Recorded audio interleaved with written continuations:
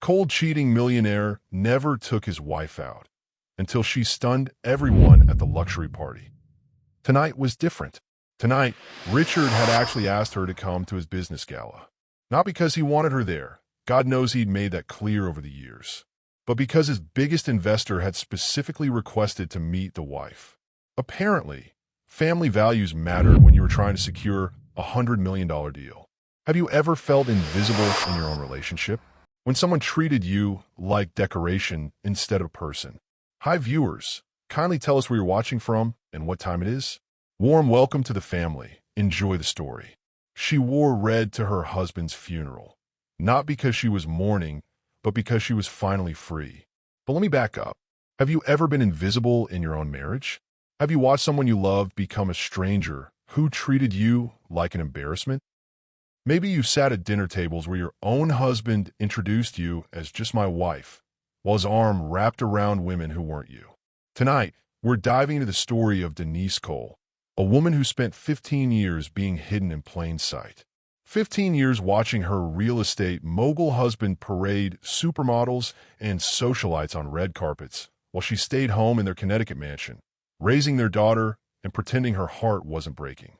What happens when the quiet wife stops being quiet? When the woman they underestimated becomes the one holding all the cards? When the Southern belle they dismissed as simple discovers she's been playing chess while everyone else played checkers? The wealthy real estate mogul's wife stepped into that Manhattan ballroom, wearing a gown that cost more than most people's cars. For the first time in 15 years, every eye in the room was on her instead of his latest girlfriend. But the envelope slipped into her hand that night contained more than just scandal. It contained the power to destroy the man who had spent years destroying her spirit. What the room didn't know was that Richard Cole's empire was built on forged documents, stolen land deals, and blood money. And his quiet Southern wife had been gathering evidence for 3 years, waiting for the perfect moment to strike. See, revenge isn't always loud. Sometimes it's patient. Sometimes it wears red lipstick and smiles sweetly while it plans your downfall. And sometimes, just sometimes, the woman you thought was too sweet to fight back turns out to be the most dangerous player in the game. Drop a comment below if you've ever been underestimated. Tell me about the moment someone realized they messed with the wrong person. Because Denise Cole's story isn't just about one woman getting even. It's about what happens when nice girls finish first by refusing to finish last. Now, let me take you back to where it all began, in a Connecticut mansion where silence cost more than diamonds, and a marriage died so quietly that only one person heard it break. For 15 years, she perfected the art of disappearing in her own home, until the night she decided to be seen. Denise Cole stood in her walk-in closet, bigger than the Atlanta apartment she'd shared with Richard when they were young and broke and actually talked to each other. The marble floors of their Connecticut estate reflected her red Jimmy Choos like drops of blood against snow-white stone. Each step echoed through halls that had never truly felt like home. Tonight was different. Tonight, Richard had actually asked her to come to his business gala. Not because he wanted her there. God knows he'd made that clear over the years. But because his biggest investor had specifically requested to meet the wife. Apparently, family values mattered when you were trying to secure a $100 million deal. She pulled the red dress from its hanger. Valentino. Something she'd bought herself with money from her secret savings account. The one Richard didn't know about, funded by her online tutoring business that she ran while he was busy building his empire and tearing down their marriage. Her phone buzzed against the vanity. Emma, their daughter, texting from Columbia University. Mom, got into Harvard Law. Can't wait to tell you everything. Love you. Denise smiled, the first real one in months. Emma was everything good that had come from this broken marriage. Smart, fierce, moral. Nothing like the father who taught her that women were accessories and love was negotiable. The memory hit her suddenly, unexpected as always. Richard in their tiny Atlanta kitchen, flour in his hair from trying to make her birthday cake. He'd been a contractor then, building houses for families who actually lived in them. His hands had been rough from honest work, gentle when they touched her skin. You're going to be somebody someday, Richard Cole, she'd whispered against his mouth that night, tasting sugar and promises. We're going to be somebody, he'd corrected, pulling her closer. Together. The woman in the mirror now looked nothing like the girl who'd believed those words.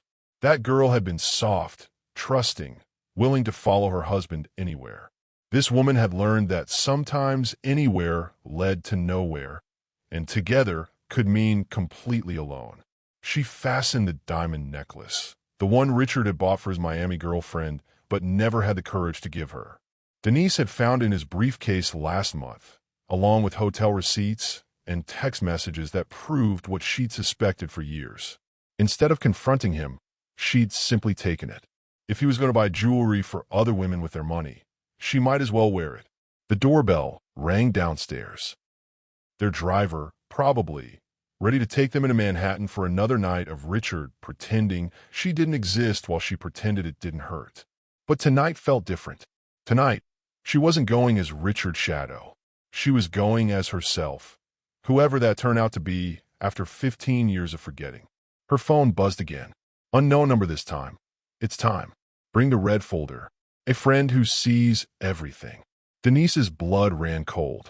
The red folder, hidden behind her Georgia O'Keeffe painting, stuffed with 3 years' worth of carefully gathered evidence. Bank statements showing money moved offshore. Property deeds with forged signatures. Photos of Richard with men who looked more like criminals than investors. And most damning of all, death certificates from Atlanta families who died in accidents right before their land was sold to coal development. She never told anyone about the folder. Never told anyone she'd been investigating her own husband's business dealings after she'd overheard a phone call that made her blood freeze. But somebody knew. Somebody was watching. Have you ever felt invisible in your own relationship? When someone treated you like decoration instead of a person? Drop a heart in the comments if you know what it's like to disappear a little more each day. The marble staircase stretched below her like a runway. 15 years ago, she'd walked down these same stairs as Richard's wife. Tonight, she walked down as something else entirely. Something he'd never seen coming. As she reached for her clutch, her fingers trembled slightly. Inside, next to her lipstick and phone, lay a small digital recorder. Because sometimes, when you've been silent for 15 years, you need to make sure the world finally hears what you have to say.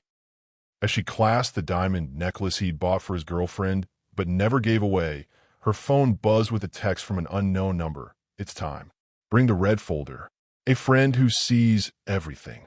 He built an empire to impress the world, but lost the only woman who loved him when he had nothing. Richard Cole's office occupied the entire 42nd floor of a Manhattan skyscraper, floor-to-ceiling windows framing the city like a conquest. Steel and glass monuments to his success stretched toward a sky that never seemed close enough to touch. But today, staring at the Atlanta development plans spread across his mahogany desk, he felt like he was falling. The Riverside project was supposed to be his masterpiece. Luxury condos where Atlanta's old Riverside neighborhood used to be. The same neighborhood where he'd grown up poor, where his grandmother had raised him in a house with holes in the roof and dreams that seemed too big for reality. Now that neighborhood was gone. Every house demolished, every family relocated or dealt with. And in their place, his towers would rise, gleaming monuments to how far Richard Cole had climbed. His phone rang. Sandra's number lighting up the screen. Baby, her voice purred through the speaker, all silk and sin from her Miami penthouse. When are you leaving that boring wife of yours? I'm getting tired of being your secret. Richard's jaw tightened. Sandra Reeves, his business partner, his lover, his beautiful, dangerous addiction. She handled the parts of his business that required a harder touch. The parts Denise could never know about. Tonight's the gala, he said, loosening his tie. Denise has to come. Morrison wants to meet the whole family before he invests. Sandra's laugh was sharp as broken glass. The whole family? You mean your invisible wife, who hasn't been to a business function in 5 years? This should be entertaining. The thing was, Richard knew exactly why he'd stopped taking Denise to events. It wasn't because she embarrassed him, though that's what he told himself. It was because when other men saw her, really saw her, they looked at him differently, like they wondered what she was doing with him. Like they could see through his expensive suits to the poor kid from Atlanta who still couldn't believe he deserved her. But somewhere along the way, keeping her hidden had become easier than facing what he'd become. Easier than admitting that the boy who'd promised to love her forever had died in boardrooms and backroom deals, replaced by a man who confused owning things with being worthy of them. She was beautiful once, he murmured, not realizing he'd spoken out loud. Was. Sandra's voice turned sharp. Careful, baby. You sound almost sentimental. Don't forget, beautiful doesn't pay the bills. I do. Our arrangement in Atlanta does. Your sweet little wife tutoring high school kids online doesn't exactly fund her lifestyle. Richard's blood chilled. Sandra knew about Denise's tutoring business. He'd never mentioned it. Hell, he'd barely paid attention to it himself, dismissing it as something to keep her busy while he handled real work. How do you know about? I know everything, Richard. It's what makes me valuable. Sandra's tone shifted, became businesslike. Which reminds me, we have a problem with the Atlanta project. Someone's been asking questions about the original land deeds. Someone who knows more than they should. Richard's hands went cold. The original families who'd lived in Riverside had been resistant to selling. Some had required more persuasive methods. Methods that Sandra had handled with her usual efficiency. Methods that left bodies buried under concrete foundations and families too scared to ask questions. Who's asking questions? That's what I'm trying to find out. But Richard? Sandra's voice dropped to a whisper that made his skin crawl. If someone threatens our business, they threaten us. And you know how I handle threats. The line went dead, leaving Richard staring at his reflection in the dark phone screen. Somewhere in the past 15 years, he'd become someone he didn't recognize. Someone who could sleep next to Denise at night, knowing what he'd done to build the life she lived in. But the money had been so easy, the power so addictive, and Sandra so willing to handle the parts of success that required him to stop being human. He thought about Denise getting ready for tonight, probably nervous, probably excited to finally be included. She had no idea she was married to a man who'd built his empire on graves. No idea that the diamond necklace she'd stolen from his briefcase, yes, he'd noticed, had been bought with blood money. The irony wasn't lost on him. He'd started this whole thing to be worthy of her, to give her the life she deserved. But in becoming the man who could afford to keep her, he'd stopped being the man she'd fallen in love with. What makes a man destroy the one thing that truly loved him? Have you seen success corrupt someone you cared about? Tell me in the comments how money changes people. His assistant's voice crackled through the intercom. Mr. Cole, your car is ready. And sir, there's been a call about the Atlanta property. Someone's been asking questions about the original land deeds. Someone who knows where the bodies are buried. Richard's reflection in the window showed a stranger wearing his face. Tonight, he'd sit next to his wife at dinner and pretend to be the man she'd married. But deep down, he knew that man had died the first time he'd chosen money over morals, power over love. What he didn't know was that Denise had been digging into those same land deeds for 3 years. And tonight, she was ready to show him exactly how much she'd learned about the man sleeping in her bed. The call came as he was choosing between diamond earrings for Sandra and a gilt gift for Denise. Mr. Cole, there's been a problem with the Atlanta property. Someone's been asking questions about the original land deeds. Someone who knows where the bodies are buried. She chose red because it was the color of power, passion, and the blood she was about to draw. The Manhattan salon buzzed with privilege and gossip, where women paid more for their hair than teachers earned in months. But none of them suspected the quiet Southern belle in chair 7 was about to bring down the most powerful man in the room tonight. Denise watched her reflection transform under expert hands. Hair swept into an elegant updo that showed off her neck. The neck Richard used to kiss on Sunday mornings when he still remembered she existed. Makeup applied like war paint, subtle but powerful, designed to make people look twice and remember her face. Special occasion tonight, Mrs. Cole? Asked Marcus, her stylist, the only person in Manhattan who knew she existed before today. You could say that. Denise smiled, but her eyes stayed cold. Tonight's the night I stopped being invisible. 3 years ago, she'd overheard a phone conversation that changed everything.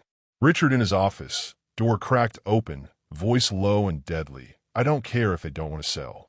Make them understand. Permanent understanding, if necessary. That night, she'd started keeping records. Every suspicious phone call, every mysterious business trip, every time Sandra Reeves called their home phone and hung up when Denise answered. She'd taught herself to be a detective while everyone assumed she was just a housewife playing with computers. The red folder hidden behind her painting contained 3 years of evidence that would destroy Richard's empire and probably send him to prison. But it also contained something else, proof that she wasn't the helpless wife everyone assumed her to be. While Richard was building his fortune on blood and lies, Denise had been quietly building her own future. The tutoring business was just the surface. Underneath, she'd been taking online courses, earning certifications, making connections with women who'd escaped similar situations. Women who'd taught her that sometimes the best revenge is becoming so successful that your enemies become irrelevant. Her phone buzzed. Text from Emma. Mom, saw the news about Dad's new project. Those families who died in the accidents. I've been researching for my criminology class. The timing is really suspicious. Are you okay? Denise's heart clenched. Emma was too smart for her own good sometimes, but also too moral to ignore what she was seeing. Richard's daughter was going to be his downfall. She just didn't know it yet. Another text, different number. Everything ready for tonight. The envelope will find you when the time is right. Trust no one except yourself. G. Detective James Rodriguez. She'd been working with him for 6 months, ever since she'd finally gotten the courage to take her evidence to someone who could use it. He'd been investigating the Atlanta murders for 2 years, but hadn't been able to connect them to Richard until Denise had walked into his office with a red folder. What had started as a professional relationship had become something else. Something that made her remember what it felt like to be seen as more than just someone's wife. James looked at her like she was capable of changing the world, not just serving dinner in it. When was the last time you got dressed, not to impress, but to conquer? She whispered to her reflection. When did you armor yourself in beauty for war? The red dress fit like it had been made for battle. Silk that moved like liquid fire, cut to show just enough to be devastating without being desperate. This wasn't seduction. This was domination. This was 15 years of silence finding its voice. The salon door chimed as another customer entered. Denise glanced in the mirror, and her blood turned to ice. Sandra Reeves, Richard's Miami girlfriend, stood in the doorway like a predator who'd found the perfect hunting ground. Well, Sandra purred, approaching with the confidence of a woman who'd never been denied anything she wanted. If it isn't the mysterious Mrs. Cole, I've heard so much about you. Denise met her eyes in the mirror, not turning around. Funny, Richard's never mentioned you at all. The lie landed like a slap. Sandra's perfect smile faltered for just a second, but it was enough. Denise had drawn first blood without raising her voice. I'm sure he hasn't, Sandra recovered, settling into the chair next to her uninvited. Men like Richard prefer to keep their different worlds separate. Business from pleasure, past from future. And which one are you? Denise asked, her voice sweet as poison honey. Sandra laughed, but sounded forced. Oh, sweetheart, I'm his future. You're just taking up space until he figures out how to make the transition clean. The stylist worked around the tension, professional enough to pretend he couldn't hear the conversation that was about to change everything. Here's the thing about transitions, Denise said, finally turning to face Sandra directly. Sometimes they don't go the way you planned. Sometimes the person you thought was taking up space turns out to own the whole building. For the first time, Sandra looked uncertain. What's that supposed to mean? Denise stood, smoothing her dress with hands that didn't shake despite the adrenaline flooding her system. It means you might want to start looking for a new sugar daddy. After tonight, Richard's going to be a little occupied. When was the last time someone's simple touch left you breathless? Share your story in the comments about standing up to bullies. As Denise walked toward the door, she felt Sandra's eyes burning into her back. Let her wonder. Let her worry. By tomorrow morning, Sandra Reeves would understand that she'd been playing checkers while Denise Cole had been playing chess. The woman in the mirror looked like Denise Cole, but move like someone else entirely, someone who had stopped asking permission and started taking what she deserved. Tonight, Richard would meet his wife for the first time.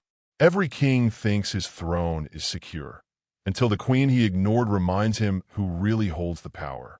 The Waldorf Astoria ballroom glittered like captured stars, crystal chandeliers casting rainbows across faces painted with envy and admiration. But the only light that mattered was the fire in Denise's eyes as she stepped through the entrance on Richard's arm. The room went quiet, not completely silent.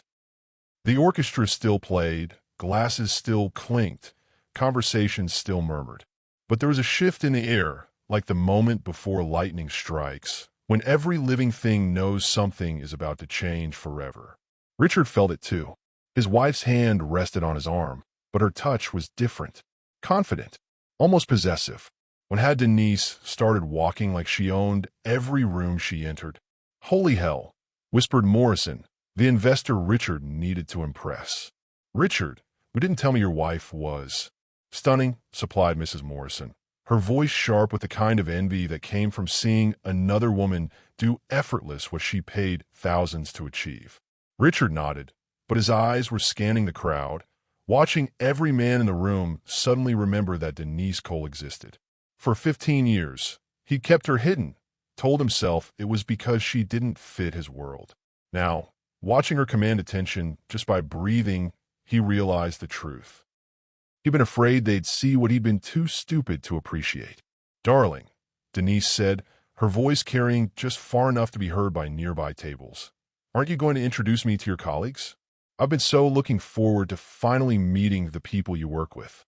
The emphasis on "finally" wasn't lost on anyone within earshot.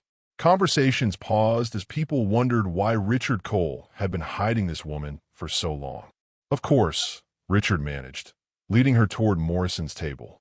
"Everyone, I'd like you to meet my wife, Denise." "Denise Cole," she corrected smoothly, extending her hand to Morrison with a smile that could have powered the whole city.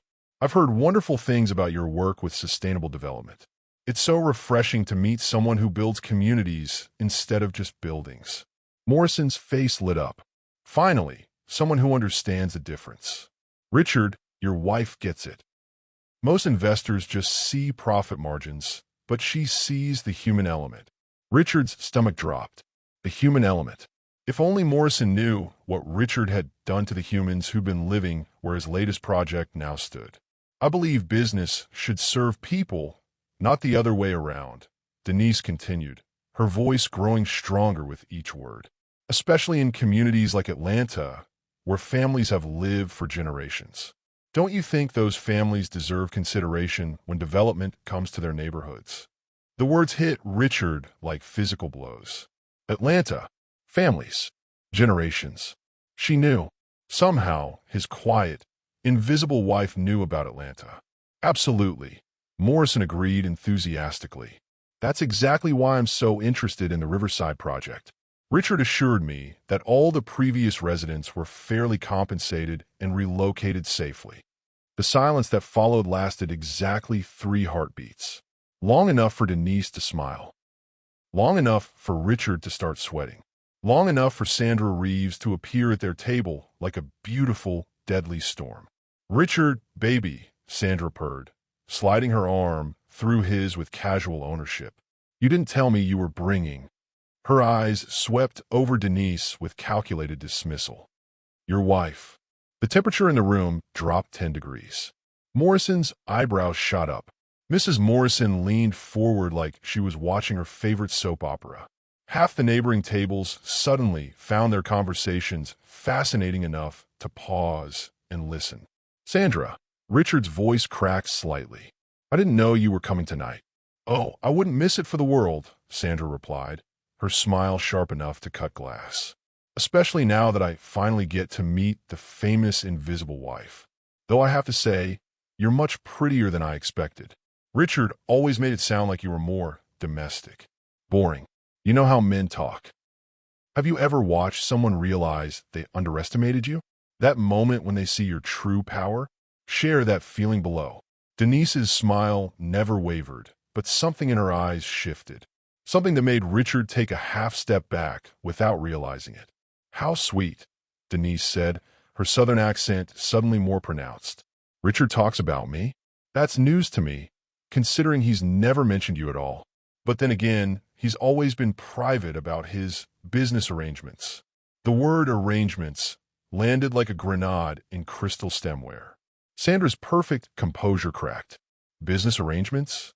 "Well, of course," Denise continued innocently. "What else would you call a relationship that only exists when it's profitable? Though I have to ask, how's the Miami real estate market these days? I heard property values are dropping ever since all those new regulations about foreign money laundering came into effect." Richard's blood turned to ice. Money laundering, foreign accounts, things he'd never discussed with Denise, things she couldn't possibly know unless... "Ladies," Morrison interrupted, clearly uncomfortable with the tension crackling between the women. "Perhaps we should—" "Oh, don't mind us," Denise waved gracefully. "Sandra and I are just getting acquainted. After all, we have so much in common. We've both been involved with Richard's Atlanta projects, haven't we, Sandra?" Sandra went pale beneath her Miami tan. "I think there's been some confusion," Richard started. "Has there?" Denise's voice cut through his words like silk over steel. "Because I've been doing so much research lately, learning about land development, property acquisition, the various methods used to encourage reluctant sellers to relocate. The air in the ballroom felt thick enough to drown in." Morrison was looking between the three of them like he was watching a tennis match played with hand grenades. "Mrs. Morrison had stopped pretending not to listen and was openly staring. "Research?" Sandra asked carefully. "Oh yes," Denise smiled, reaching in her clutch. "I've become quite the expert on Richard's business practices. In fact, I have some fascinating information right here." As Richard approached with Sandra clinging to his arm like expensive jewelry, Denise felt the envelope burning in her clutch. 3 years of preparation had led to this moment, but she wasn't ready for the bombshell that would explode when she opened it. Some secrets destroy relationships, others destroy empires. This one would do both. The powder room became a war room. Marble countertops transformed into strategy tables where decades of lies spread across gold-veined stone like a cancer finally exposed to light. Detective James Rodriguez emerged from the men's room, his eyes meeting Denise's in the hallway with the intensity of a man who'd been hunting the same prey for years. At 52, James had the weathered face of someone who'd seen too much evil and the steady hands of someone who never stopped fighting it. "Mrs. Cole," he said formally, though his voice carried undertones that suggested their relationship had gone far beyond professional. "I believe you dropped this." The manila envelope felt heavy in her hands, weighted with more than paper. Inside were photographs that would end Richard's empire and probably destroy their daughter's innocence forever. "Are you sure about this?" James asked quietly, moving closer, close enough that she could smell his cologne, feel the heat from his body. 6 months of working together had created an intimacy that had nothing to do with the case and everything to do with the way he looked at her, like she was capable of changing the world. "I've been sure for 3 years," Denise whispered back.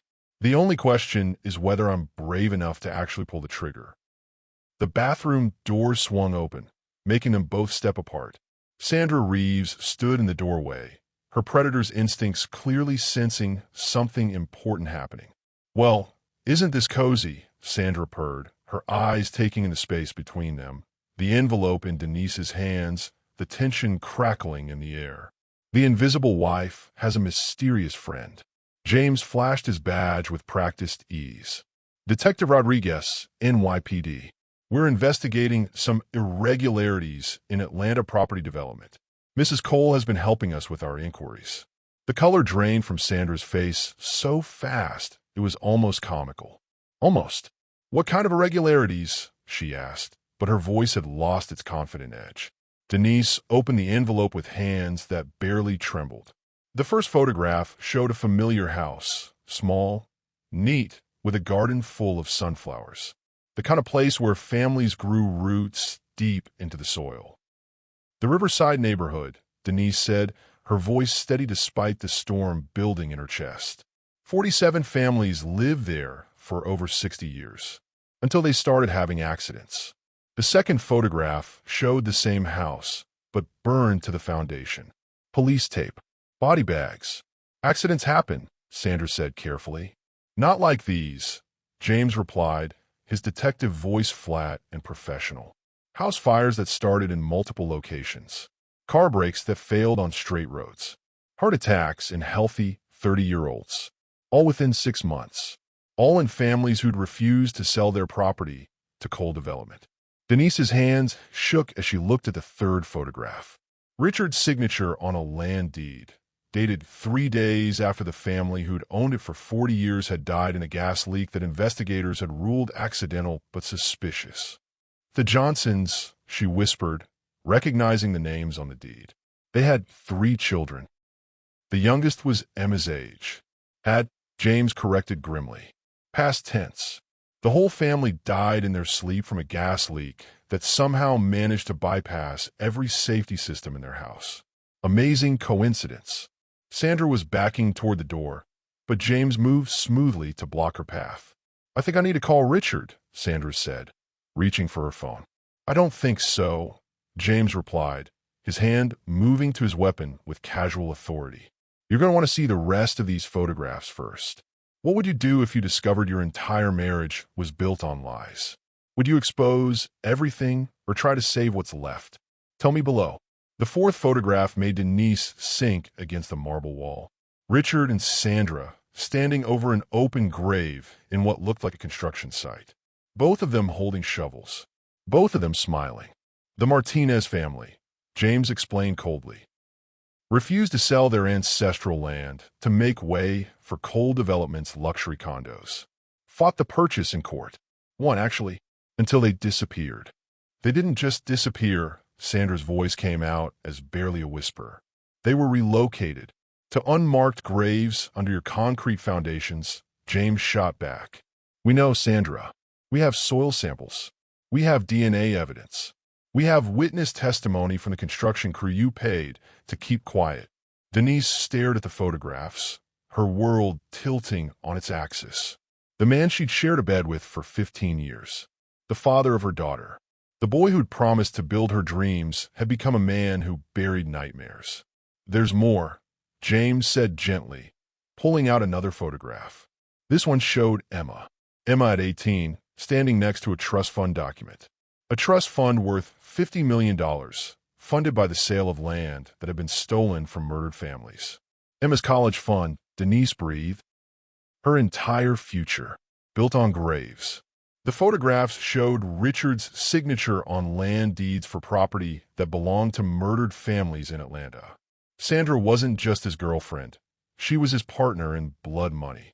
And Emma, their daughter, was about to inherit a fortune built on graves. Mrs. Cole, James said softly, we can end this tonight. But we need you to get Richard to confess. We need him to admit what he's done, on record.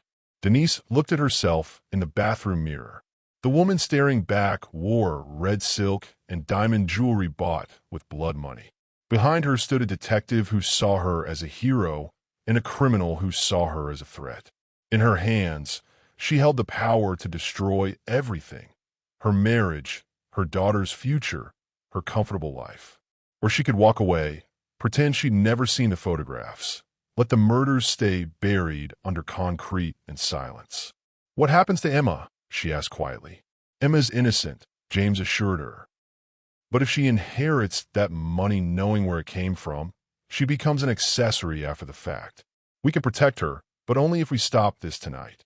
Sandra was crying now, mascara running down her cheeks like black tears. You don't understand what you're doing.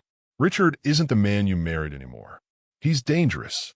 If he thinks you're going to betray him, then maybe it's time he remembered who he's dealing with, Denise said, her voice finding strength she didn't know she possessed. Because the woman he married might have been quiet, but she was never weak. And 15 years of silence gave me plenty of time to learn how to fight. The bathroom door opened again. Richard stood in the doorway, his face white with panic and rage. Denise, he said carefully, we need to talk. She married a contractor who built dreams. She discovered she was living with a man who buried nightmares. The coat closet smelled like expensive perfume and old secrets. Richard had pulled her away from the bathroom confrontation, away from James and Sandra, into the one private space in the entire ballroom where they could finally tell each other the truth. "How long have you known?" Richard's voice was raw, stripped of the polished businessman persona he wore like armor. 3 years, Denise replied, her back against the wall, nowhere to run even if she wanted to. "Ever since I heard you on the phone telling someone to make the Martinez family understand permanently." Richard's face crumpled like she'd slapped him. "You don't understand. It wasn't supposed to happen like that. The business got complicated, and Sandra said we needed to protect our investments." "Our investments?" Denise's voice cut through his excuses like a blade. "Richard, you buried children. You buried grandparents. You buried entire families and built shopping centers on their graves." The photographs were still clutched in her hand, evidence of 15 years married to a stranger who looked like the man she'd loved. The boy who'd promised to build her a house with a garden had become someone who turned gardens into graveyards. "The money," Richard whispered, moving closer. "Everything we have. Emma's college, your jewelry, this dress. It's all connected to Atlanta. If this comes out, we lose everything." "We?" Denise laughed, but it sounded broken. "There is no we, Richard. There hasn't been for years. You made sure of that every time you chose your empire over our marriage." But he was close now, close enough that she could smell his cologne, the same one he'd worn on their wedding day. Close enough to remember when his hands had been gentle, when his touch had meant love instead of control. "I did this for you," he said desperately, his hands finding her waist. "For us. For Emma. I want to give you everything. I never asked for everything." Her voice broke despite her efforts to stay strong. "I asked for you. Just you. But you were so busy building monuments to your success that you forgot I was still here, waiting for the man I'm married to come home." The space between them disappeared. 15 years of distance, of sleeping in the same bed, but living in different worlds, of being married to someone who'd become a stranger. All of it collapsed in the desperate need to remember what they'd once been to each other. His mouth found hers with the hunger of a drowning man reaching for air. Not gentle, not loving, desperate. Her hands fisted in his shirt, pulling him closer even as her mind screamed that this was wrong, that he was a killer, that touching him made her complicit in everything he'd done.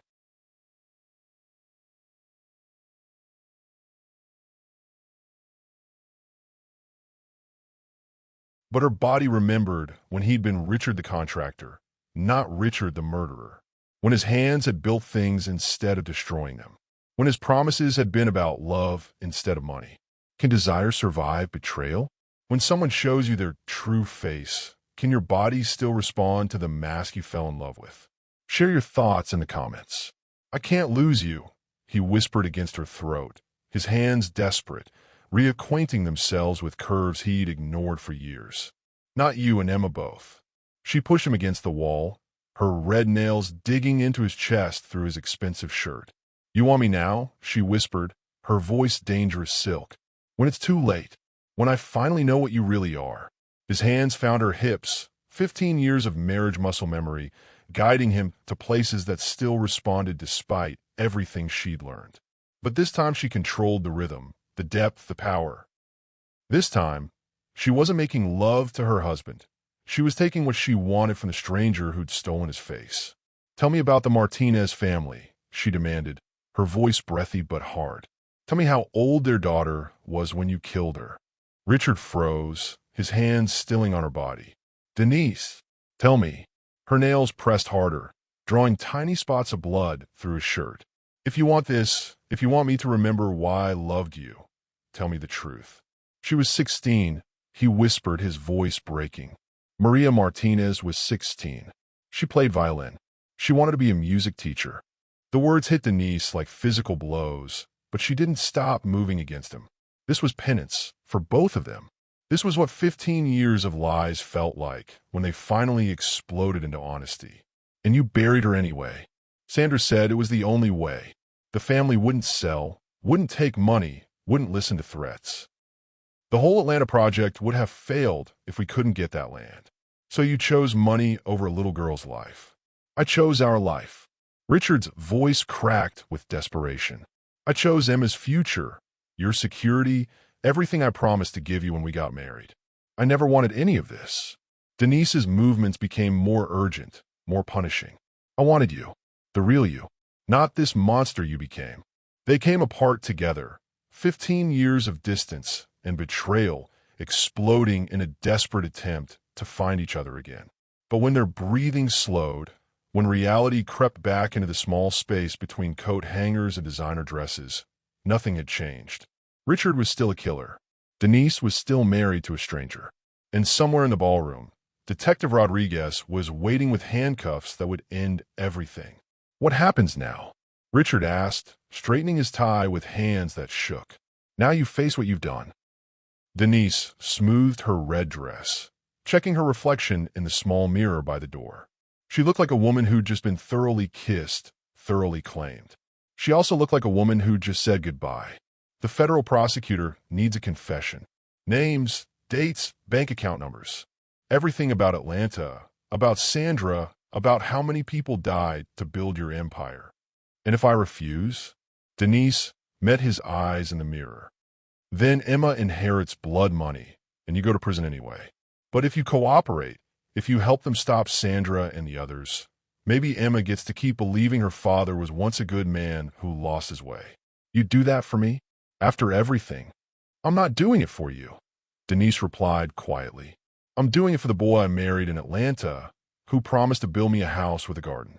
That boy deserves to be remembered, even if the man you became deserves to be forgotten. As they straightened their clothes, Sandra appeared in the doorway, her smile cold as winter. Touching reunion, she purred, holding up her phone. Richard, darling, your wife just became a liability, and we both know how you handle those.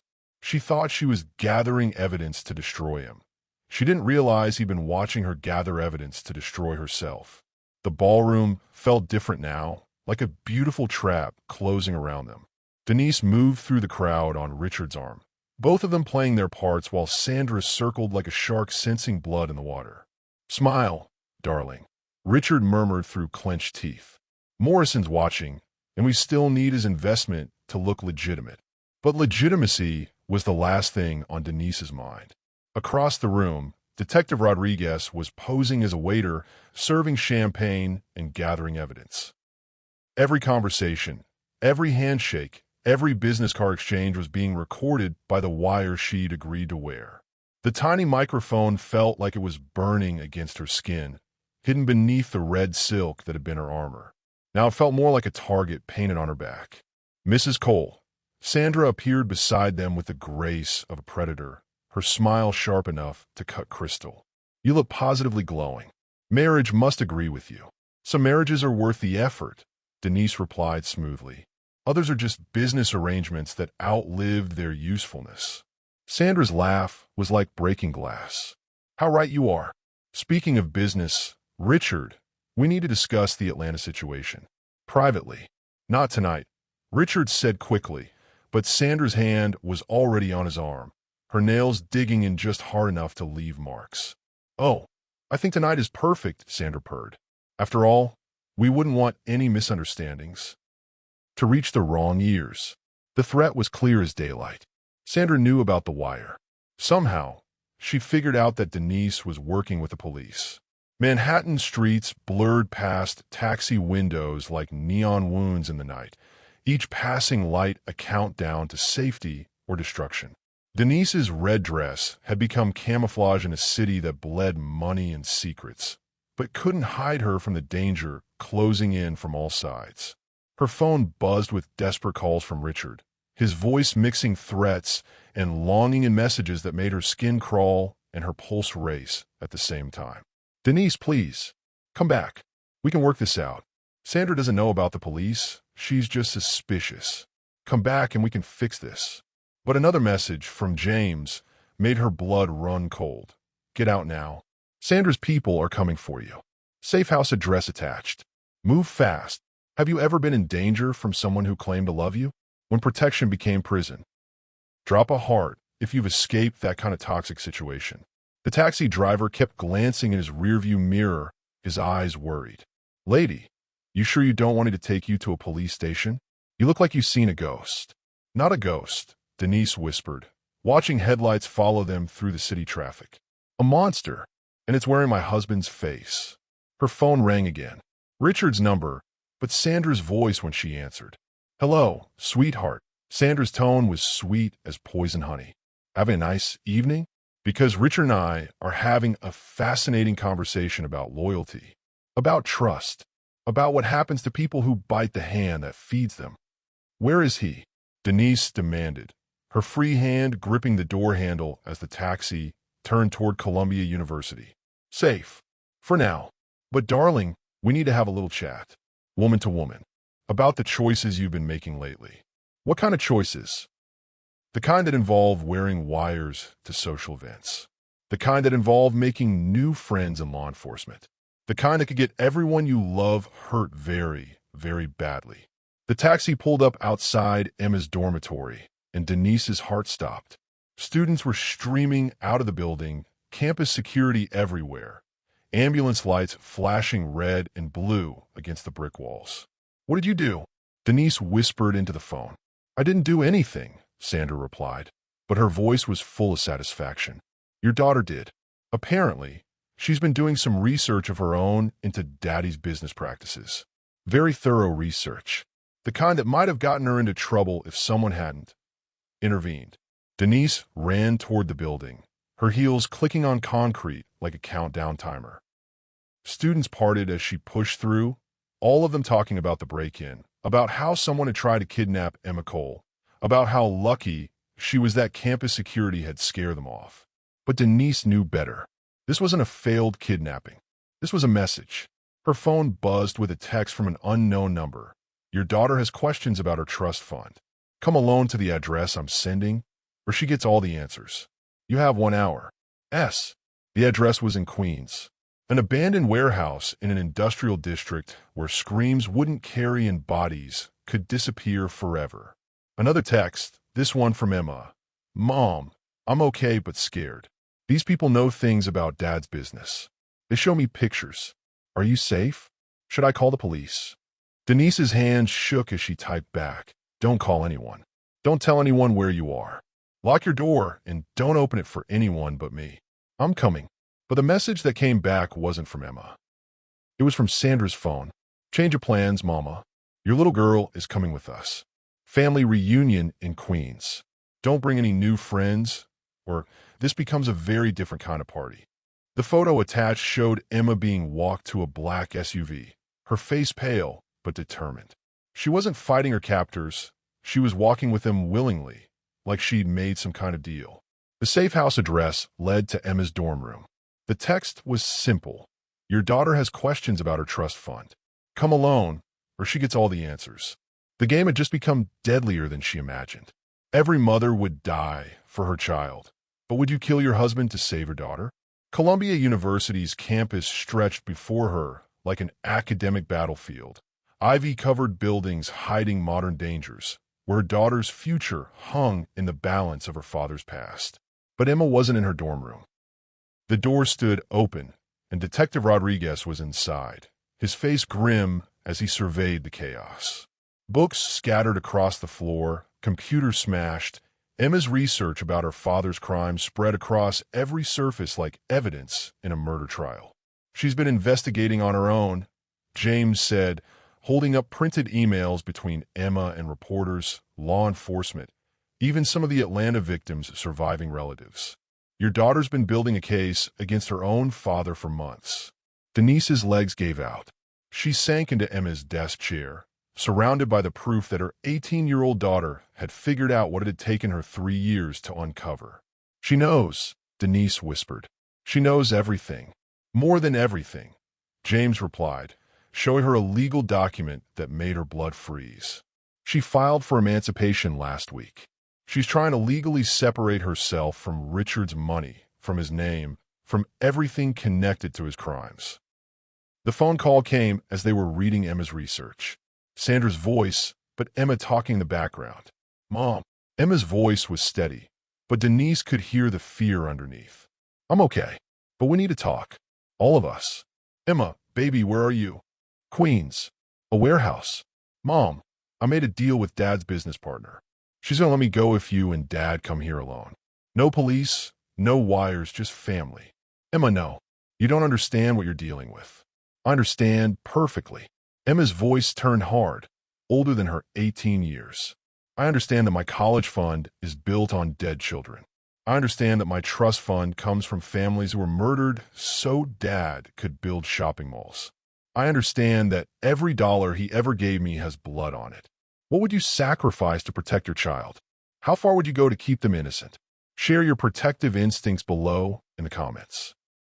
James was already on his radio, calling for backup, setting up surveillance. But Denise knew Sandra well enough by now to know she'd be watching for police involvement. One wrong move, one unmarked car, too close, and Emma would disappear forever. There's something else, Emma continued, and her voice dropped to a whisper. Mom, Sandra showed me bank statements. Offshore accounts in the Cayman Islands. Dad didn't just steal from those families. He's been stealing from his business partners, too. From investors, from the government, from everyone. Richard's voice came on the line then, sounding desperate and defeated. Denise, you have to come. Sandra's lost it completely. She thinks if she eliminates all the witnesses, she can take over everything. Start fresh. Witnesses? Denise's voice came out as a croak. You, me, Emma. Anyone who knows about Atlanta. She's not planning to let any of us leave that warehouse alive. The line went dead, leaving Denise staring at a phone that had just delivered her daughter's death sentence. We can get her back, James said, his hand on her shoulder. I have a team. We have resources. No. Denise stood up, her mind suddenly crystal clear. If Sandra sees police, Emma dies. If she thinks this is a trap, Emma dies. There's only one way to save her. What are you talking about? I'm talking about giving Sandra exactly what she wants. A family reunion. All of us in one place. No police, no backup. Denise met his eyes, and James saw something there that made him step back. I'm talking about walking into that warehouse and ending this once and for all. That's suicide. Maybe. Or maybe it's justice. Denise picked up one of Emma's research files, photos of the Martinez family, smiling at a birthday party, unaware they had weeks left to live. These people died because they trusted the wrong person. Emma's in danger because she trusted the right one. Sometimes doing the right thing means accepting the consequences. James grabbed her arm as she headed for the door. I can't let you do this. You can't stop me. Her voice was quiet, but it carried the authority of a mother who'd made an impossible choice. This is my family, my responsibility, my mess to clean up. Then let me help you clean it up. You are helping. Denise pulled a flash drive from Emma's computer, copying all of her daughter's research. When this is over, when Sandra's dealt with and Richard's confessed to everything, Emma's going to need someone to make sure justice actually gets done. Someone who sees her as more than just a criminal's daughter. The look that passed between them was full of things they'd never had time to say. 6 months of working together, of growing to trust each other, of something that might have been love if they'd met under different circumstances. Don't do anything heroic, James whispered, pulling her close for what might be the last time. Don't try to save everyone. Just save Emma. I'm not trying to save everyone, Denise replied, her lips brushing his cheek. I'm trying to save the one person in this family who's still innocent. Her phone buzzed with a final message from Emma. Mom, she showed me the pictures. The family's daddy hurt. She says I can join them or join him. But there's a third option she hasn't thought of.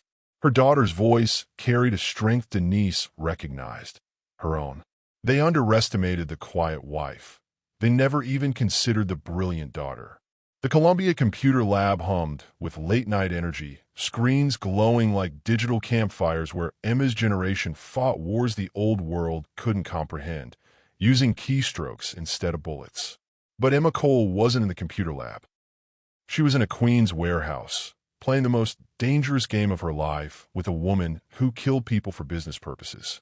You're smarter than I gave you credit for, Sandra said, walking circles around the chair where Emma sat, perfectly calm despite being kidnapped by her father's criminal partner. Most 18-year-olds would be crying by now. I'm not most 18-year-olds, Emma replied, her voice steady. I'm the daughter of a woman who survived 15 years married to a man who forgot how to love her and a man who built an empire on graves. I've been training for this my whole life. Richard sat in another chair, his hands zip-tied behind his back, watching his daughter negotiate with a killer like she was discussing a college application. Where had his little girl learned to be so fearless? Besides, Emma continued, you need me alive more than you need me dead. Sandra laughed, but it sounded forced. Is that so? Because from where I'm standing, you're just another loose end that needs tying up. From where I'm standing, I'm the only person in this room who can give you what you really want. Emma looked directly at Sandra, no fear in her eyes. You want Dad's empire, his money, his connections. But you can't get any of that with him dead. You need him alive, cooperative, and legitimate. I can be very persuasive when people aren't cooperating. You can be violent, Emma corrected. There's a difference. Violence works on people who are afraid to die. But Dad's not afraid anymore. He knows he's going to prison or worse. He's got nothing left to lose. Sandra's confident smile faltered slightly. But I do, Emma continued. I have everything to lose. My future, my freedom, my chance to make something good out of this nightmare. So here's my proposal. You let my parents go, and I'll give you something worth more than Dad's confession. What could you possibly have that I'd want? Emma smiled, and for the first time, Sandra saw the intelligence that had been hidden behind teenage innocence. I have every financial record from Dad's computers, every bank account, every offshore transaction, every investor who doesn't know their money is blood money. I've been downloading it for months. Richard stared at his daughter in shock. Emma, what have you done? What you should have done years ago, Emma replied without looking at him. I've been preparing to expose the truth. All of it. The Atlanta murders, the money laundering, the investor fraud, everything. Have you ever been surprised by your child's strength? When they became the protector instead of the protected? Tell me about those proud moments in the comments. Sandra was pacing now, her predator instincts warring with her business sense. You're bluffing.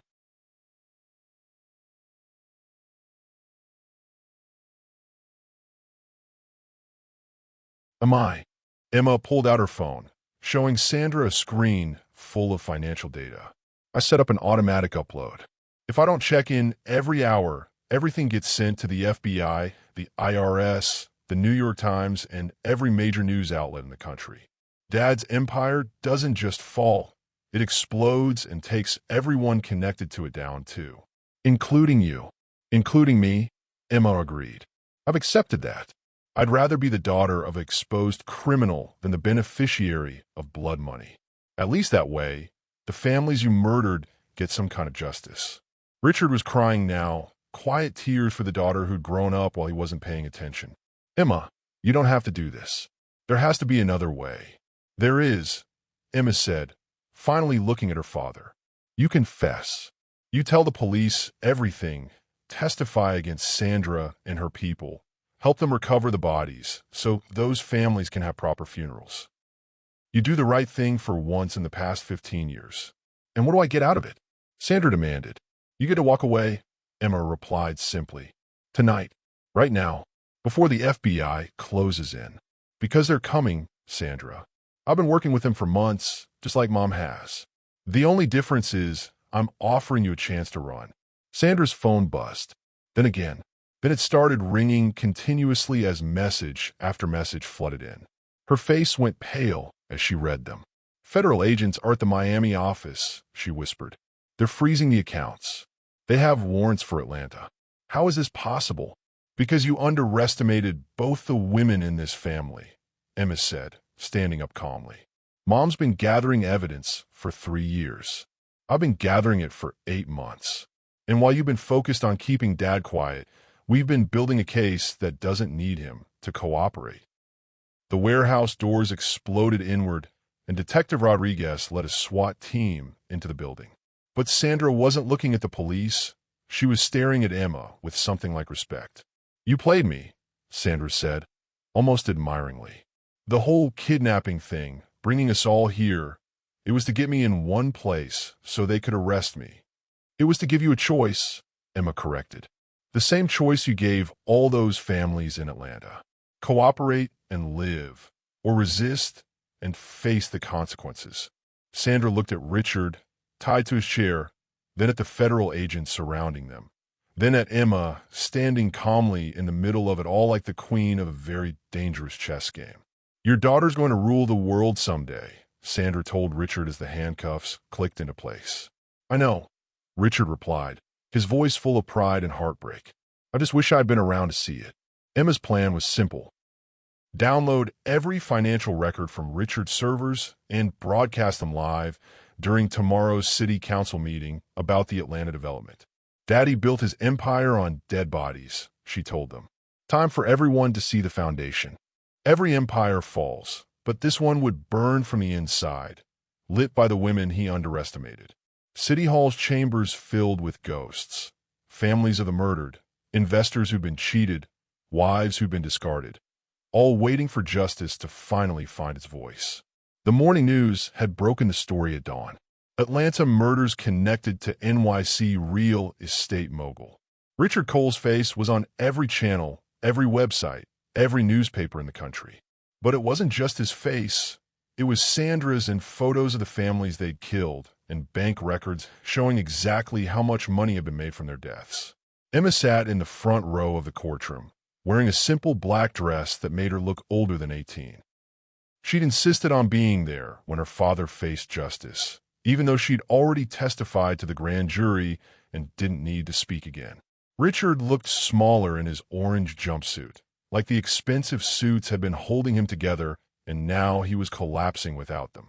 When he saw Emma, he tried to smile, but she just looked back at him with steady eyes that held no forgiveness. Denise sat across the aisle, next to Detective Rodriguez. 6 months of working together had become something deeper during the week since Sandra's arrest, something that looked like it might survive everything that had happened. She wore blue today, the color of truth and justice and new beginnings. In the case of the people versus Richard Cole, the judge began, on the charge of conspiracy to commit murder in the first degree. How does the defendant plead? Richard's lawyer whispered something in his ear, but Richard shook his head. He stood up slowly, looking directly at the families of his victims. Guilty, Your Honor. The courtroom erupted in whispers and sobs and gasps of relief. Some of the family members were crying, finally hearing the words they'd waited years to hear. On the charge of racketeering? Guilty. On the charge of money laundering? Guilty. Richard pled guilty to every single charge. 47 counts of conspiracy to commit murder, one for each family member who died for his empire.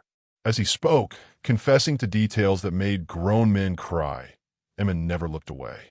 When it was over, when the judge had sentenced Richard to life in prison without parole, Emma finally stood up.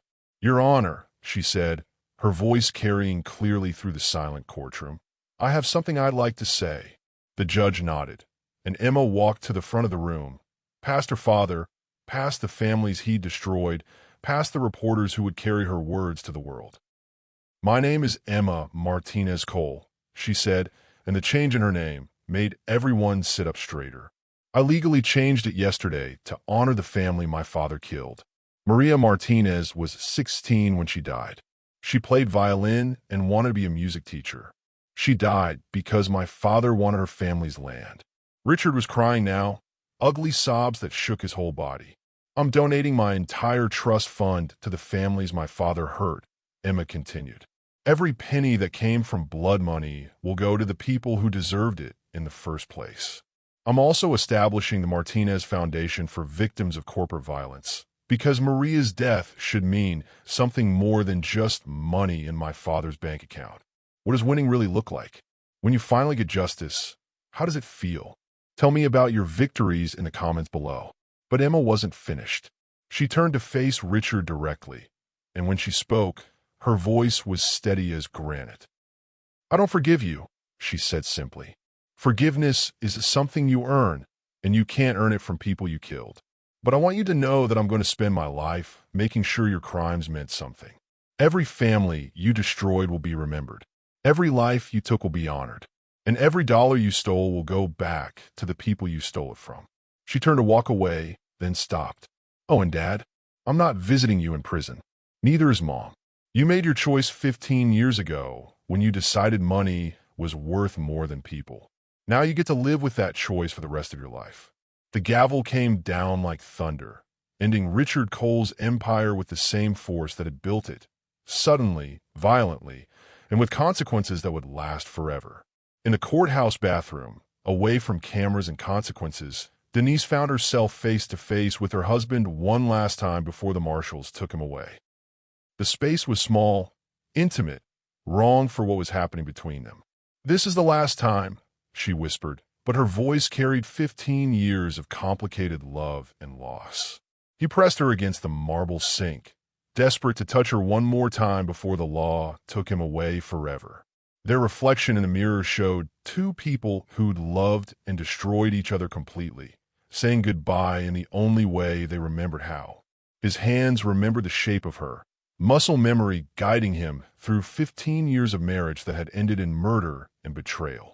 Her body responded despite everything, taking what she wanted before the world took him away. "I loved you," he whispered against her throat. "Even when I forgot how to show it, I loved you." "I know," she replied, her hands fisted in his shirt. "That's what makes this so much worse."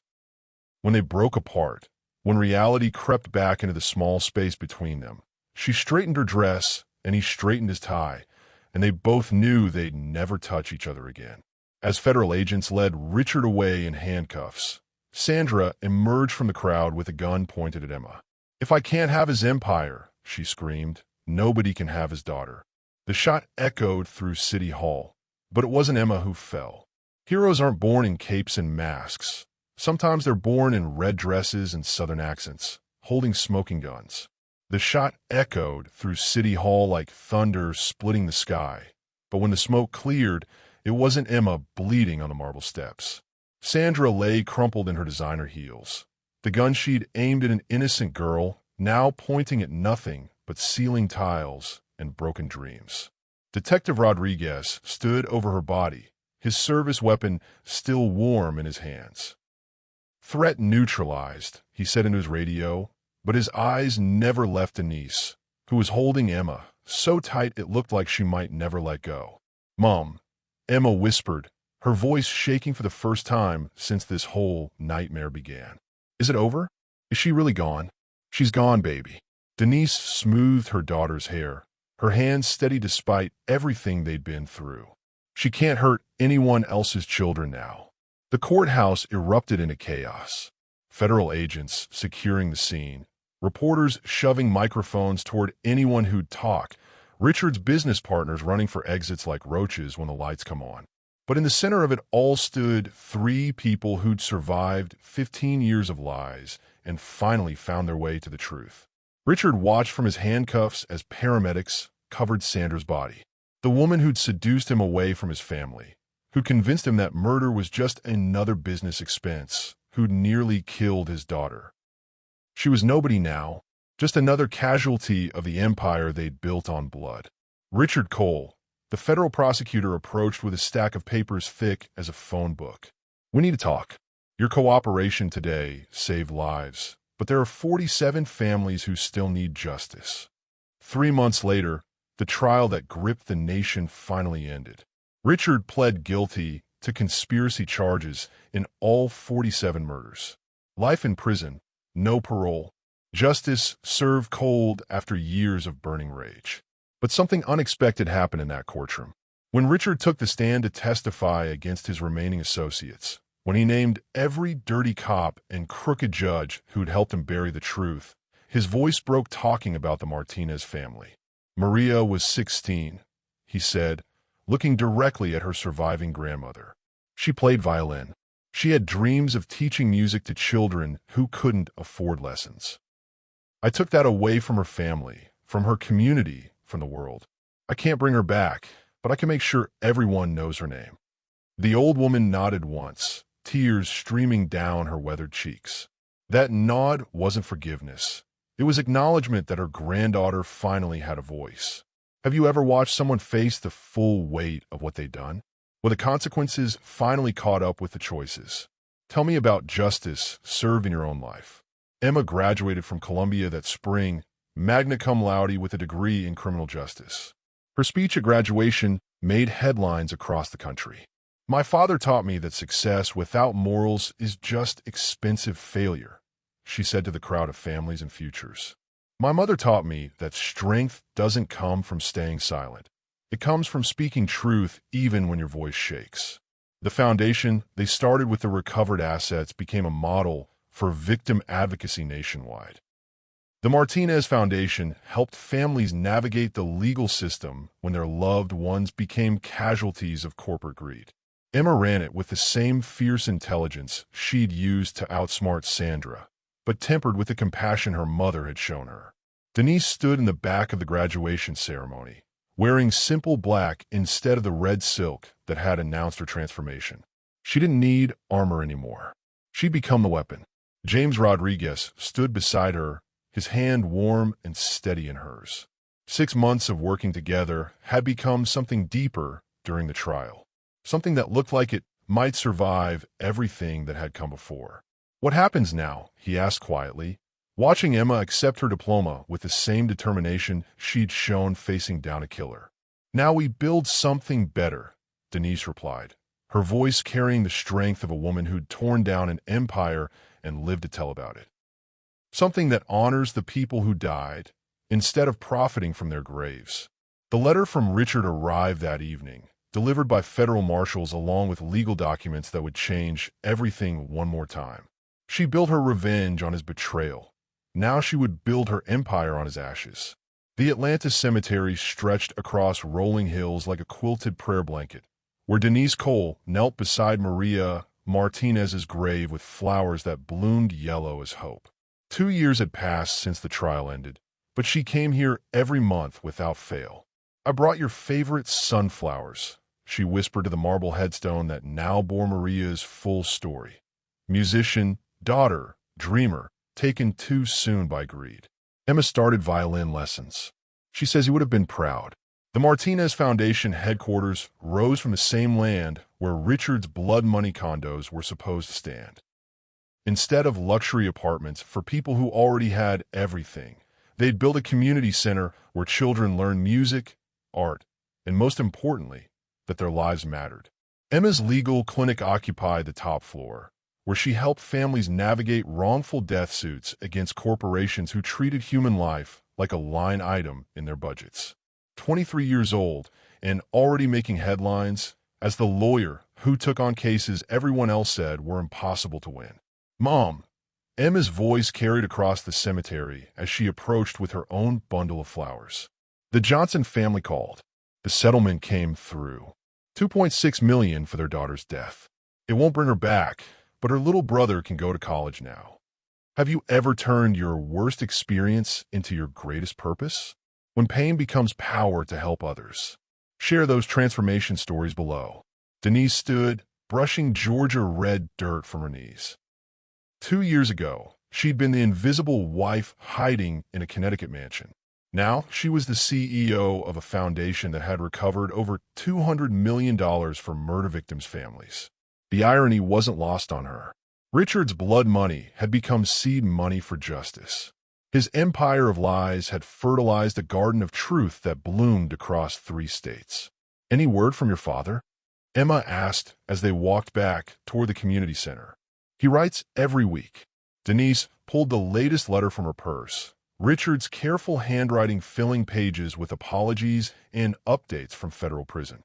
He's teaching other inmates to read. Says it's the first honest work he's done in 20 years. Emma nodded but didn't ask to read the letter. Some bridges couldn't be rebuilt, only acknowledged. She'd forgiven her father enough to wish him well, but not enough to let him back into her life. James was waiting in the foundation's lobby, looking comfortable in rolled-up sleeves and loosened tie.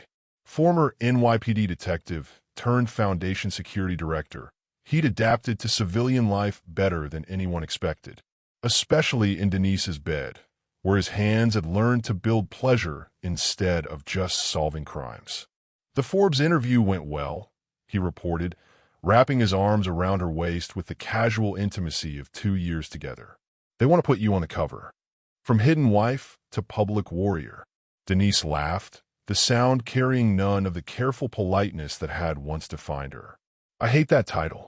Like I was weak before instead of just gathering strength. You were never weak, Emma said firmly. You were strategic. There's a difference. That night, in the penthouse apartment they'd bought with money recovered from Richard's offshore accounts, Denise stood on the balcony overlooking the city where her new life had taken root. Atlanta's skyline glittered with honest lights, buildings that housed families instead of hiding bodies. James joined her, his body warm against her back in the Georgia humidity. Any regrets? He asked, his lips finding the sensitive spot behind her ear that still made her shiver. About which part? Destroying my marriage, shooting a killer, or falling in love with a detective? Any of it. All of it. Denise leaned back against his chest, feeling safe for the first time in 20 years. The only thing I regret is not doing it sooner. His hands found the hem of her dress, sliding underneath to discover skin that responded to him like it never had to anyone else. This was what love felt like when it was built on truth instead of lies, when desire came from seeing and being seen instead of hiding and pretending. Show me, she whispered, turning in his arms. Show me what it feels like to be chosen instead of tolerated. 3 years later, she stood in the same ballroom where it all began, but this time she owned it. The Waldorf Astoria ballroom glittered with different light now. Hope instead of pretense, achievement instead of acquisition, love that was earned instead of bought. The Martinez Foundation's annual gala drew celebrities, politicians, and most importantly, families whose lives have been saved by the work started in blood and finished in justice. Denise moved through the crowd like the queen she'd always been, accepting congratulations on the foundation's latest victory, a class action suit that had recovered $50 million from a mining company that poisoned 3 West Virginia towns. She wore midnight blue tonight, the color of deep water and deeper purpose.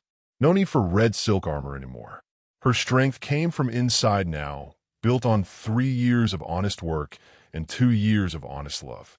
Mrs. Soon to be Rodriguez, Emma teased, appearing at her mother's side in a simple black dress that made her look like the serious lawyer she'd become. Ready for tomorrow's ceremony? The wedding invitation had surprised everyone, including Denise herself.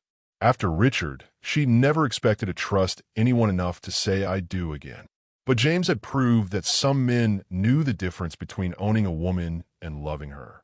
I'm ready, Denise replied, watching James work the crowd like the natural politician he'd never wanted to be. Your father sent his blessing, by the way. Emma's smile faltered slightly. Richard's letters still came every month, but she never asked to read them anymore. Some wounds healed better without picking at the scabs. How is he? Teaching literacy classes in prison. Started a book club. Says reading other people's stories is helping him understand his own. Denise sipped her champagne, the same brand that had been served the night her old life ended. He's proud of you. Of both of us.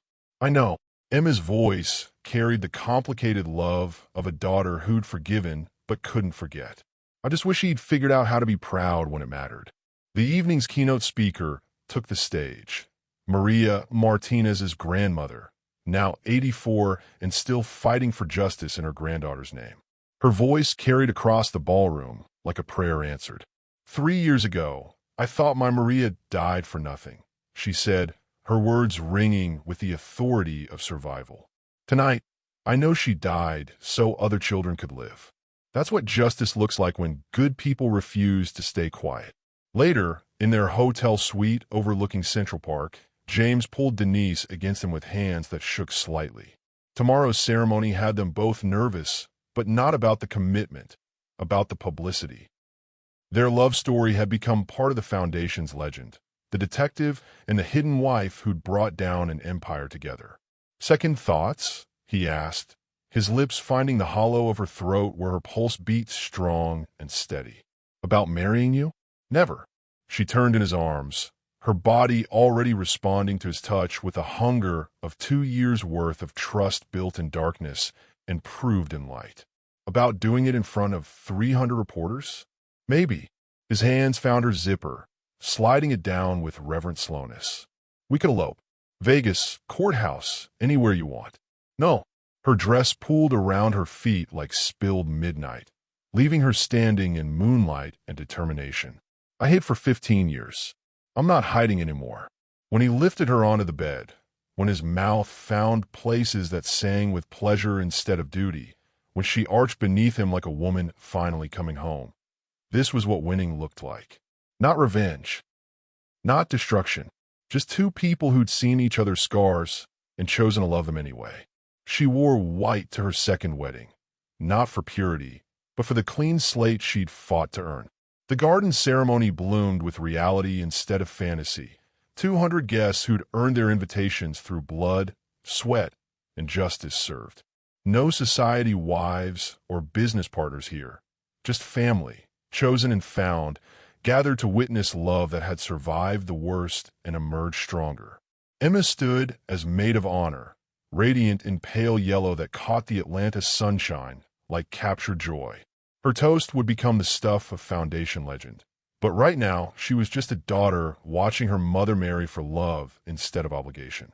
You look different. Richard's voice crackled through the prison phone system, calling from federal lockup in Pennsylvania. Denise had taken his call that morning, a bride-to-be speaking to the ghost of marriages past. I feel different, she'd replied, watching James help the florist arrange sunflowers, Maria's favorite, throughout the garden. I feel free. Good. You deserve to be happy, Denise. You always did. I just forgot how to help you get there.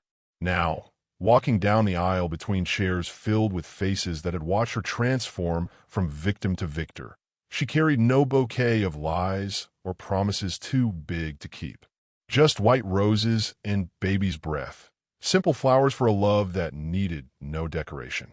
James waited at the altar in his dress blues, every inch the hero he'd never claimed to be. His face when he saw her, like sunrise breaking over mountains, like prayers answered after long darkness. That look alone was worth 15 years of waiting for the right man. Dearly beloved, the minister began, but Denise barely heard the traditional words. She was thinking about another wedding 20 years ago in a small Atlanta church, when she'd promised to love a boy who'd promised to build her dreams. He kept that promise, in a way, just not the dream she'd imagined. The vows they'd written themselves rang with hard-won wisdom instead of naive hope. I promise to see you clearly, James said, his voice carrying across the garden like an oath sworn in courtroom instead of chapel. To love your strength, not in spite of your scars, but because of how beautifully you wear them.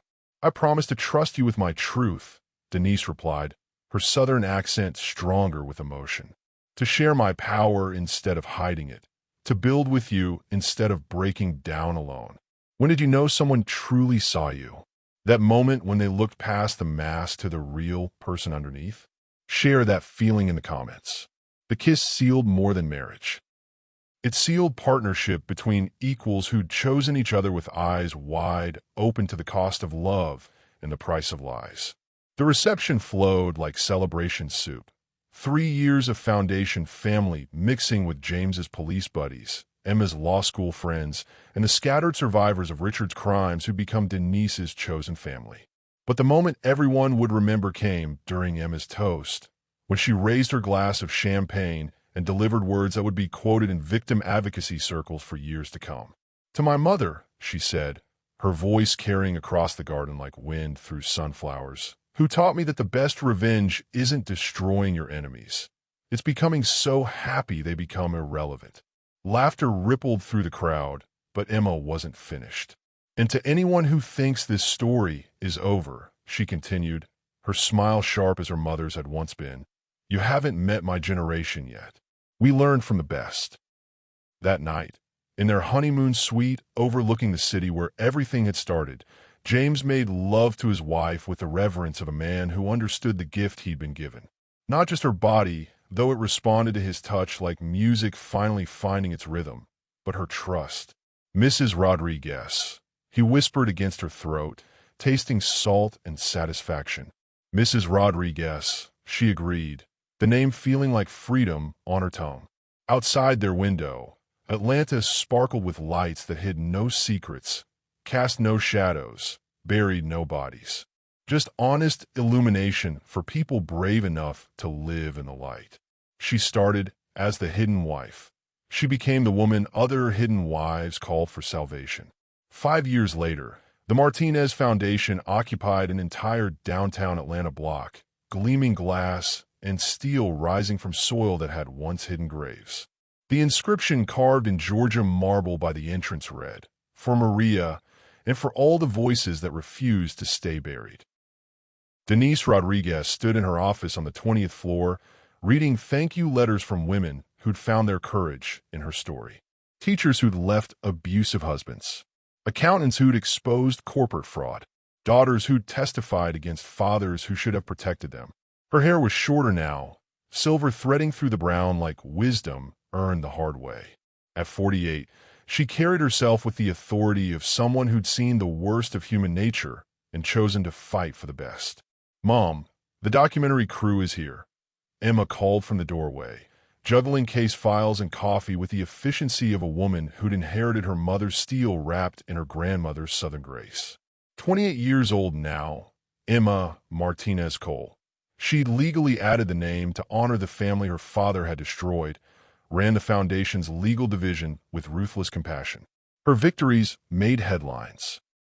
The chemical company that poisoned groundwater, the pharmaceutical giant that hid cancer-causing side effects, the defense contractor that covered up civilian casualties. "Where's your father?" Denise asked, meaning James, the only father Emma had claimed since turning 18. "Picking up the kids from school. He wants them to understand what Grandma Denise did before they're old enough to Google it themselves." The kids. James's grandchildren, technically from his son's first marriage, but they called Denise Grandma, like she'd earned the title through love instead of blood. 7-year-old Sophia and 5-year-old Marcus, who thought their grandmother was a superhero because she helped people fight monsters. They weren't wrong. The documentary would air next month, Hidden No More, the Denise Rodriguez story. Another chapter in the ongoing legend of a woman who transformed personal trauma into public service. The producer had wanted to focus on the revenge angle, the dramatic destruction of Richard's empire. Denise had insisted they tell a different story. Not about tearing down, but building up. Not about destroying a man, but saving the women who came after. "Any word from Richard?" the producer asked during the interview. Cameras rolling while Denise sat in the memorial garden where Maria's violin played through hidden speakers every day at sunset. "He writes every month," she replied honestly. "He's been clean in prison for 3 years now. Teaches literacy classes, runs the library. Says reading other people's stories helped him understand the damage his own story caused." Do you forgive him? The question everyone asked, the one she'd spent 5 years learning to answer. "I've let go of the anger," she said carefully, "because carrying it was hurting me more than it was hurting him. But forgiveness? That's not mine to give. That belongs to the families he destroyed." What would you do if someone asked your forgiveness for destroying your life? Can healing happen without forgiving? Share your thoughts on second chances below. That evening, the Foundation's annual board meeting filled with faces that told the story of justice, served cold, but ultimately satisfying. Maria's grandmother, now 89 and still sharp as a tack. Detective Rodriguez, promoted to chief, but still wearing the same cologne that had made Denise's pulse race 6 years ago.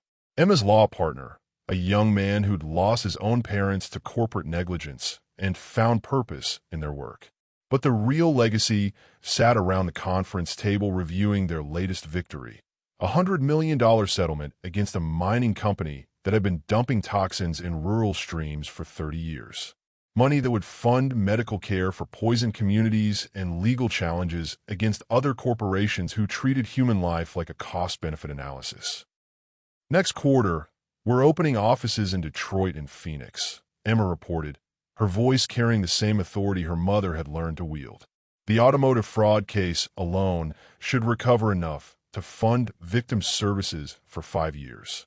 Later, in the penthouse they'd bought overlooking the community center built on Richard's blood money, James found his wife standing on the balcony watching sunset paint the city gold and crimson. Proud of what we built? He asked, his arms encircling her waist with 5 years of marriage muscle memory. Proud of what Emma's building, Denise corrected, leaning back against his chest. We just gave her the foundation. She's building the future inside their bedroom. Surrounded by photos of the families they'd helped and the victories they'd won, James made love to his wife with the reverence of a man who knew exactly how precious she was. Not because she was perfect, but because she'd been broken and chosen to heal by helping others heal too. I love you, Denise Rodriguez, he whispered against her throat, tasting satisfaction and tomorrow's promises.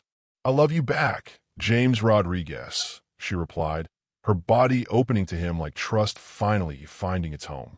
Now show me what forever feels like when it's built on truth instead of lies. So what would you do if you discovered your whole life was a lie?